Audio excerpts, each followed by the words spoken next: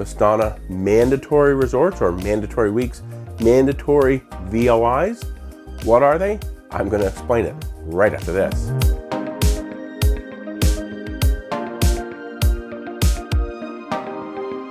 Hello and welcome to Destination Timeshare. I'm Jeremy.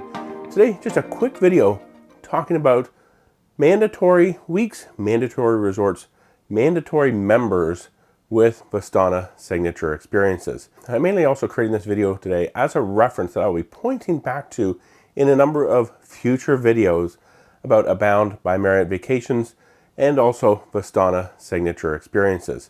So you might be seeing this for the first time just as a fresh brand new video, or maybe you've come here from one of those other videos and you're going to jump back when it's over. But I want to tell you all about what mandatory resorts, mandatory weeks are within Vistana. So what these are is just a number of resorts within the Vistana system, and more specifically, it's Harborside Resort at Atlantis, Sheraton Vistana Villages, just the Bella and Key West phase.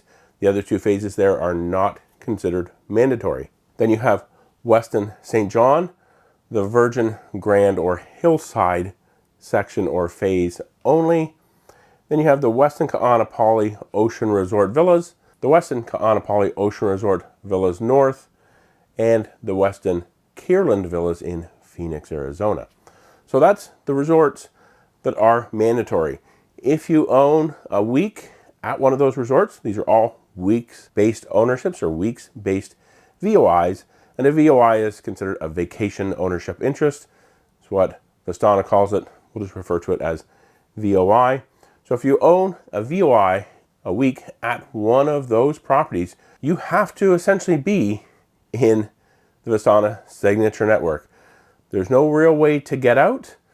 You're a member, you have access to star options. You also have to pay the VSN fee, which we'll have a different video on the VSN fee, the club fee, and all about that. So you have to pay that fee, and essentially you have to be a member of Vistana signature network. This differs from the opposite of mandatory, and that is voluntary. Voluntary ownership essentially is any of those other properties or resorts that I did not list are considered voluntary. Sheraton Flex, Westin Flex, Westin Aventuras, and essentially voluntary membership just means you don't have to be a member of the Vistana signature network. The Vistana signature network, the rules and regulations for the program are part of the underlying documents for those condominium homeowners associations. That's why you're legally bound to be a member.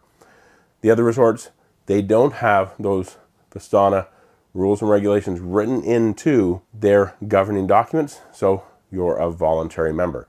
I understand this can be rather confusing, but for most purposes, there's a definite distinction between voluntary member and mandatory member. Mandatory member just means you have to be a member of Vistana signature network.